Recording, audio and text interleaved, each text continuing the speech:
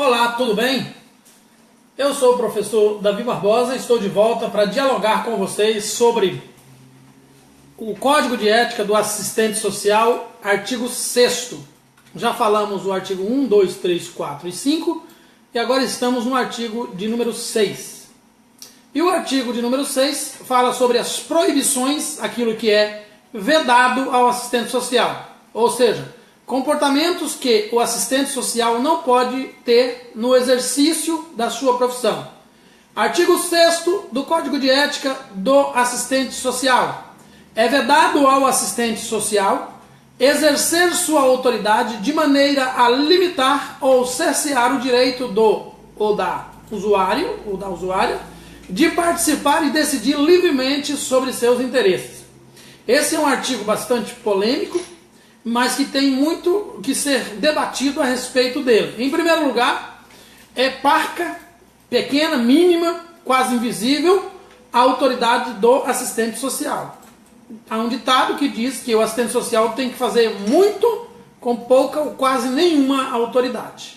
Então, o Código de Ética está dizendo, é vedado ao assistente social, artigo 6º, a linha A, exercer sua autoridade de maneira a limitar ou cercear o direito do usuário de participar e decidir livremente sobre seus interesses. É impressionante como a política de emancipação, o trabalho teórico de emancipação política, de autonomia do indivíduo, ela tem todo o seu aporte, todo o seu comprometimento, comportamento e modo de ação e impacto, de resultado de impacto, baseado no princípio da liberdade. Se o indivíduo não quer, você não pode intervir.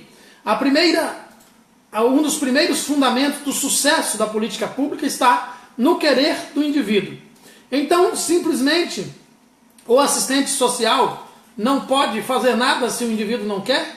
O assistente social pode, através antecipadamente e a longo prazo, sensibilizar o indivíduo, não é conscientizar, porque ninguém coloca consciência em ninguém.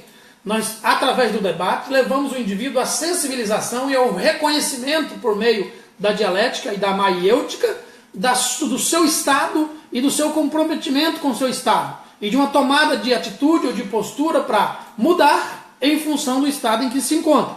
É importante entender que o assistente social não pode forçar, não pode conscientizar, não pode obrigar, ele pode dialogar e dentro desse diálogo criar mecanismos de explicações e de sensibilização, de maiêutica, de dialética, que leve o indivíduo a entender que sua situação não está boa, que tem uma política para ele garantida naquele sentido, que pode ajudá-lo a fortalecê-lo enquanto sujeito político, emancipá-lo, tirá-lo da sua situação, do seu estado de vulnerabilidade, de alienação, em detrimento àquele seu direito que está sendo negado. E em tudo isso, em toda essa ação, não pode haver o cerceamento da liberdade. Se depois do diálogo o indivíduo dizer que não quer, o assistente social não pode obrigar por meio de ameaças de cancelamento de benefício, não pode obrigá-lo por meio de outros tipos de ameaça ou de intimidação. O assistente social tem que respeitar o direito do indivíduo. Mas eu costumo sempre dizer que um profissional teórico, capaz, competente, bem instrumentalizado, ele tem condições de, através de fazer um trabalho antecipado a longo prazo, de convencer por meio de uma sensibilização vários indivíduos e sujeitos e usuários de uma determinada política pública, decidir favoravelmente ao seu parecer.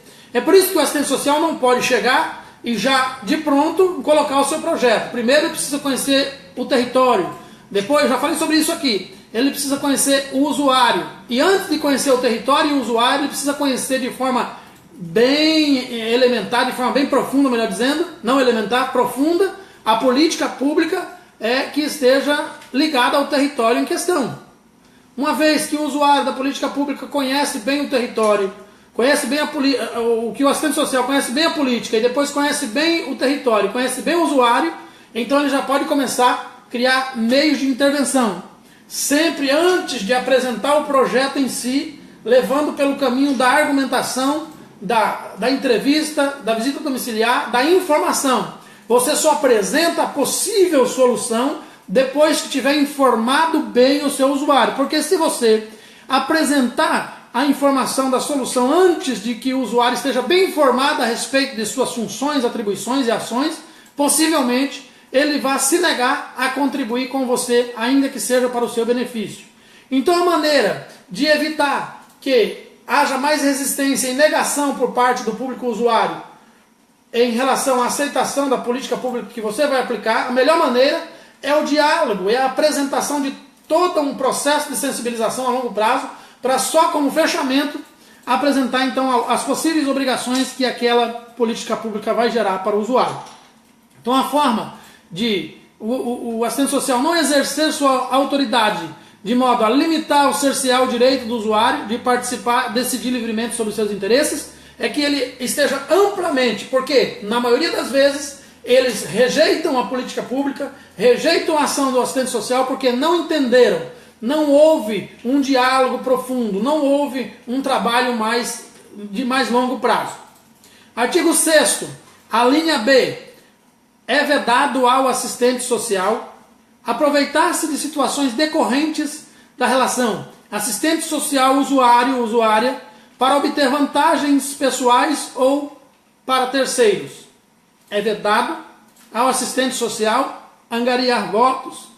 É vedado também ao assistente social fazer campanha política no exercício da sua profissão. É vedado também ao assistente social favorecer determinados apadrinhados políticos no município em detrimento da sua função, do seu exercício profissional. Tudo isso se relaciona ao aproveitar-se de oportunidades, de situações decorrentes da relação assistente social-usuário.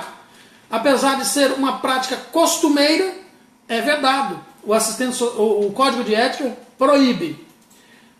Código de Ética do Assistente Social, artigo 6º, a linha C.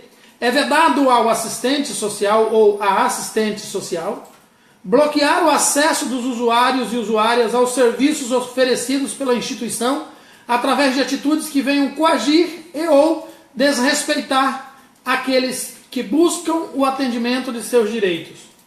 Veja bem, bloquear o acesso dos usuários aos serviços oferecidos pelas instituições através de atitudes que venham coagir e ou desrespeitar. Obviamente, boa noite, Fagner Mota, sempre junto, querido amigo. Boa noite a todos aí que eu não estava vendo agora, que me apareceu a leitura da linha do tempo. Não estava aparecendo aqui, Mari e os demais que falaram aí para cima. É importante entender que o assistente social tem a autoridade de, em alguns casos, impedir que ações criminosas ou de vexações e outros problemas relacionados a questões de relações pessoais sejam prevenidas. Questões de perigo que envolvem perigo ou que colocam alguém em perigo. O assistente social tem essa autoridade. Quando a pessoa está depredando patrimônio público, furtando, ou qualquer outra ação nesse sentido, o assistente social tem autoridade para bloquear o acesso desse usuário a essa política pública, ou descumprindo alguma outra regra, mas ele não pode fazer por meio de coação ou desrespeito. Ele tem que fazer documentadamente, preenche um termo, explica para o indivíduo e arquiva. Por aquele motivo, fulano está momentaneamente ou temporariamente, por um período de X dias, impedido de adentrar as dependências do CRAS, por aquele motivo.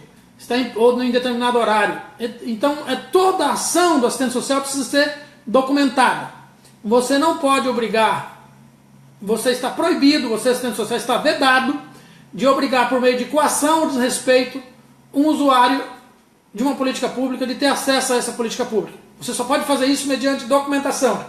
Em último caso, qual é o conselho? Então, professor, se eu estou no meu gabinete atendendo e um usuário chega violento, agressivo, o que é que eu posso fazer? Levante-se, você não é policial, se você não consegue controlar a situação, vê que coloca a sua vida em risco, peça licença e saia do seu gabinete, deixa a situação lá, se necessário chame a polícia, ou, a depender de uma série de circunstâncias, ou chame alguém, não fique sozinho, chame alguém para testemunhar o que está ocorrendo, peça ajuda. Normalmente algumas instituições têm segurança, tem outras pessoas do lado de fora.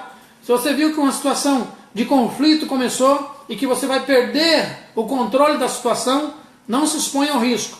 Você não é lutador de MMA, você não é policial, então você precisa se proteger. E em seguida, anote tudo o que aconteceu, que é uma forma de você se resguardar no futuro.